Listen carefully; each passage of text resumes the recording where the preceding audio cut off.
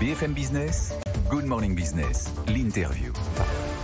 Il est 8h17 et je suis avec Michel-Édouard Leclerc, le président du comité stratégique des centres Leclerc. Bonjour. Bonjour. Alors évidemment, on va parler de pouvoir d'achat, d'inflation et du comportement des consommateurs. Parce que vous avez commencé à refaire un peu la tournée de vos centres, de vos magasins. C'est plus facile maintenant que l'épée de Damoclès du Covid est un peu au-dessus. C'est un peu dégagé de nos têtes. Comment se comportent les consommateurs alors qu'on sait maintenant que leur pouvoir d'achat baisse? C'est officiel, hein, l'INSEE l'a dit, moins 1,9 au premier trimestre. Cette année, ce sera moins 0,8, c'est ce que dit l'OFCE. Comment se comportent les consommateurs? Alors, dans un premier temps, ils sont revenus très forts en magasin. Et d'ailleurs aussi, pour ne pas parler que de mon secteur d'activité, si on prend le tourisme, il y a beaucoup de cartons pleins dans les stations balnéaires pour l'été prochain. Donc les commandes sont prises.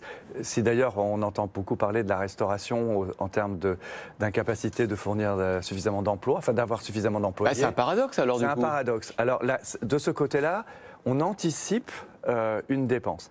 Mais dans les magasins, depuis un mois et demi, je pense, toute enseigne confondue, Aldi, Lidl, j'ai les chiffres, hein, on a eu un recul en mai, c'est Kantar qui dit ça, de 1,8% de la consommation par rapport à l'an dernier. Voilà. Alors moi j'ai une explication clé, c'est que c'est le moment où tous les distributeurs ont commencé à appliquer les nouveaux tarifs issus d'une négociation commerciale terminée en février. Donc les hausses de prix se voient. C'est important, ça veut dire rien à voir avec l'Ukraine.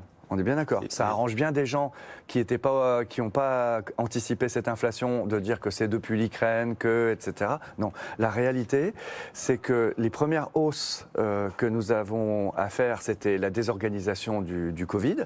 Puis il y a eu la loi. Le coût du transport aussi. Le coût du transport. Des conteneurs. Voilà, c'est ce que j'appelle la désorganisation du commerce mondial au niveau du Covid, après le Covid. Après, il y a eu la loi Egalim 2, qui est une loi qui a été voulue pour augmenter le revenu des agriculteurs. Et donc, les prix alimentaires sont montés même de 6-7%. Et donc, voilà. Et je pense que là, les consommateurs, ça a marqué le coup. Et on peut leur annoncer qu'il va y avoir une nouvelle couche d'augmentation d'ici l'été, puisque les distributeurs les plus dynamiques, c'est que juste maintenant qu'ils commencent à augmenter. Nous n'avions pas augmenté nos prix, Leclerc encore, il y a 15 jours. Lidl non plus, Amazon non plus. Donc c'est pour vous dire que ça va durer. Et dans ce contexte... Ça veut dire qu'on dit parfois, aux États-Unis, ça commence un peu à fléchir. Vous dites que, en tout cas pour l'Europe et pour la France, les hausses des prix, c'est pas terminé. C'est pas terminé. Je pense qu'on ira vers une inflation vers 6, 7, 8%. Pour l'instant, on est en dessous de 5 encore. Ouais, je pense qu'on sera vers 6-7%. Sur l'année. Sur l'année. Tout dépendra d'ailleurs de sous quelle forme le gouvernement maintient son bouclier énergétique. Parce que il a dit jusqu'à la fin de l'année. Bon, mais dans la forme, c'est important parce qu'aujourd'hui, il enlève 1,5 point d'indice. Ce qui fait qu'on est nettement moins qu'en Allemagne. Mais donc, pour vous dire que ça provoque quand même chez les consommateurs une angoisse certaine, chez les salariés aussi, chez les retraités aussi. Et donc, on a des inflexions de la consommation.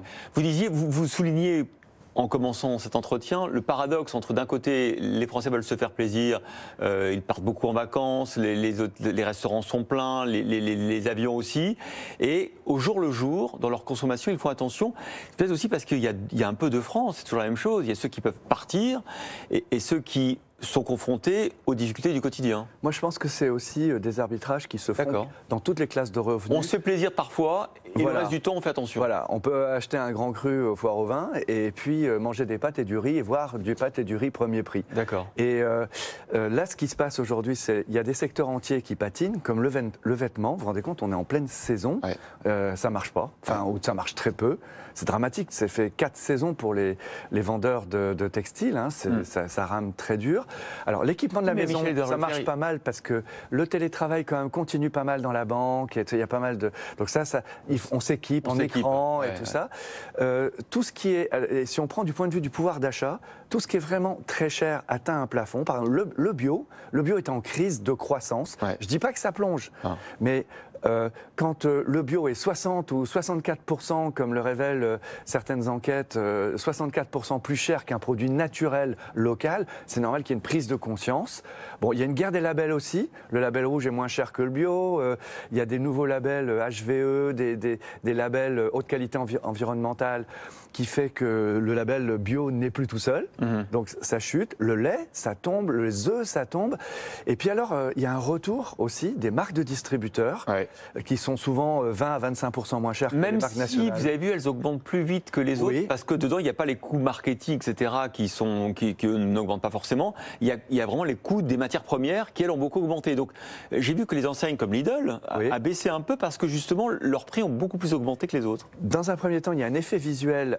La marque qui n'a pas de valeur supplémentaire, marketing et tout, augmente plus vite. Elle répercute des coûts de production, mais très vite, elle se retrouve moins chère que la grande marque nationale. Une marque premier prix qui a augmenté de 34-35% en décembre pour les pâtes, par exemple, se retrouve encore aujourd'hui 25% moins cher que la grande marque. Donc l'arbitrage se fait vers des premiers prix qu'on remet sur les drives, qu'on remet en avant, EcoPlus pour Leclerc. On remet des marques de distributeurs beaucoup plus forts. Par exemple, Leclerc est sponsor du Tour de France. On va remettre en avant la marque Repère, qui est la marque de distributeur de Leclerc. Et puis, mais tous les autres distributeurs font ça aussi. Et puis voilà, on a des arbitrages familiaux plus lents, plus longs, et les gens comptent, voilà. Alors les gens comptent. On était tout à l'heure aux États-Unis avec notre correspondant Antoine Hollard qui nous disait que les pratiques de consommation des consommateurs étaient en train de modifier profondément et que les marques s'adaptaient avec des produits plus petits, des quantités plus faibles. Est-ce qu'on assiste aussi à cette évolution en France? Non. D'ailleurs, j'ai consulté pas mal d'industriels, c'est pas leur programme non plus. C'est pas leur programme? Non, la question est de savoir si cette inflation, elle est conjoncturelle. Et à ce moment-là, c'est un problème de négo, de compensation de marge. Je vous pose la question parce que... À l'automne dernier, vous étiez un des premiers à dire attention, on va vers de l'inflation. On n'était pas encore dans la guerre en Ukraine, on était sur les... J'étais très... Mais en fait, j'étais pas si en avance que ça. Il y avait une sorte d'aveuglement des institutionnels. Mais c'est vrai que sur cette des politiques chaîne, notamment, sur BFM, de Christine Lagarde qui disait 2%. 2%, mais le directeur de la Banque de France aussi. Et alors aujourd'hui, puisque vous voyez, vous voyez en amont ce qui se passe, qu'est-ce que vous nous dites pour les prochains mois? Est-ce que cette inflation, elle est en train de devenir structurelle ou c'est un accident qui va durer 6 mois, 1 an et demi? Moi, je pense qu'il faut se mettre culturellement dans un monde d'inflation. Moi, j'ai connu ça. J'ai l'âge d'avoir connu ça. Vous êtes un bébé. On a le même âge, un petit junior. Mais non. Si. Et moi, j'ai connu de l'inflation à 2 chiffres. Et j'ai fait des campagnes de publicité qui m'ont rendu célèbre à l'époque pour les centres Leclerc, où on dénonçait de l'inflation à 20%. C'était quelque chose. Mais vous croyez que ça peut nous arriver? Oui, je pense que ça peut nous arriver. Là, on est dans des successions de moments d'inflation qui s'additionnent, mais qui sont un peu conjoncturels, qui sont, j'allais dire, d'opportunités, de mauvaises opportunités, mais bon. Mais derrière, il y a la nouvelle économie décarbonée, il y a la nouvelle économie plus saine, plus écologique, qui va coûter plus cher et qui va s'amortir sur un marché beaucoup plus étroit parce qu'on est dans un marché de mondialisation moindre. Aujourd'hui, il va falloir lancer des voitures électriques d'abord sur l'Europe. On n'aura pas le marché chinois, on n'aura pas le marché russe, et pour cause. Donc, ça veut dire que... on va fragmenter le monde. C'est Jacques Attali. Jacques Attali, quelquefois, il se plante, mais il parle aujourd'hui d'une inflation décennale. C'est-à-dire que non seulement le secteur industriel, et je ne parle pas que de mon secteur, n'a pas fini d'amortir la vieille économie, et il doit investir dans la nouvelle économie avec un facteur aléatoire. Et ce ne sera pas évident de donner une valeur de revente à une voiture électrique. Donc ça ne va pas se vendre comme ça. Mais est-ce que ce n'est pas un problème pour votre modèle, Michel-Édouard Leclerc? Parce que, vous nous disiez tout à l'heure que les gens s'habillent moins. Oui, mais c'est parce qu'il y a peut-être une notion de frugalité aussi. Et puis vous me dites, que l'inflation va être peut-être plus durable qu'on ne pense. Comment on fait quand on doit donner l'image d'une enseigne pas chère? J'incarne une marque, si vous voulez bien que je l'incarne, je l'incarne. C'est une marque qui appartient à des sociétés familiales, à une entreprise coopérative avec des exploitations familiales qui sont hyper réactives. Les patrons de magasins, je l'ai vu pendant tout le Covid, ils sont sur le carrelage des hypermarchés, ils ramassent les papiers gras, ils regardent à ce que les rayons soient remplis. Et cette réactivité... Mais ça change pas le prix, ça? Si, ça change le prix. D'abord parce que quand vous avez 600 patrons qui sont dans le magasin, c'est 600 directeurs de haut niveau que vous n'avez pas à payer. Ils sont chez eux, ils assument. Et puis la deuxième chose, donc c'est des frais généraux moins chers, mais surtout, ils sont hyper réactifs. Et donc, que ce soit la sobriété ou l'abondance, ils vont s'adapter. Et moi, je pense que Leclerc, justement, on a pas mal sous le pied. Les groupements d'indépendants, comme Intermarché, Système U, Intersport aussi, sont des groupes extrêmement dynamiques et leur modèle est fait pour la crise. Vous m'interrogiez sur le modèle. Je pense qu'on a le bon modèle pour passer dans cette inflation et dans cette crise. En tout cas, on sera du côté du consommateur. Il ne faut pas se tromper. Et la frugalité, le fait qu'on doive aller vers une consommation peut-être plus responsable et moins quantitative, est-ce que ça ne met pas en danger votre modèle de la consommation quand même? Non, mais vous voyez bien que toute cette nouvelle consommation meilleure, moins de sel et ça, elle va être plus chère.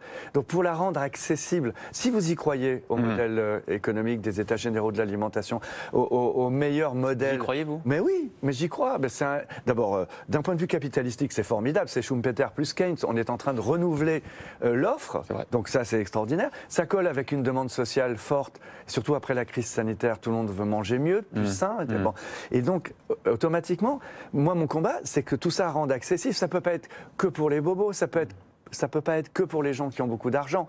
Donc l'accessibilité, ça commence par le prix. Et regardez les enseignes qui marchent bien aujourd'hui, ce sont les enseignes les moins chères. Ouais. Pour l'instant, le gouvernement a abandonné l'idée d'un chèque pour mieux manger. Ça sera plutôt une allocation qui sera versée. Ouais. Voilà. C'est une bonne idée, c'est bien ou pas? Ou c'est que vous regrettez? Ouais, mais ce que je trouve assez bizarre, oui, je suis pour qu'il y ait un chèque de soutien. De toute façon, il faudra plein de mesures pour le pouvoir d'achat. Vous avez parlé tout à l'heure dans un sondage d'une perspective de baisse du pouvoir d'achat. Ouais. Il va y avoir une politique de revenus à mettre en œuvre, des politiques de concurrence à réhabiliter. On ne parle plus de concurrence. Or, les industriels, aujourd'hui, là, on les présente en bloc contre la distribution, mais il va falloir les mettre en concurrence quand même, ne serait-ce que les grands de l'agroalimentaire, de l'industrie, il faut les remettre en concurrence. Il ne faut pas rester en concurrence? Non, ben non. Aujourd'hui, la loi organise des pressions verticales.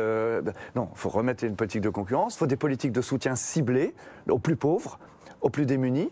Il faudra des politiques de salaire à travers les politiques de revenus. Vous augmentez vos salariés, vous? Bien sûr qu'il va falloir. Combien cette année? Je ne sais plus dissocier dans la masse salariale, mais on crée 7000 emplois. Donc déjà, le nombre de salaires distribués en plus est colossal. Et on donne 25% de nos profits, chaque magasin, au premier profit, donne 25% de ses profits aux salariés.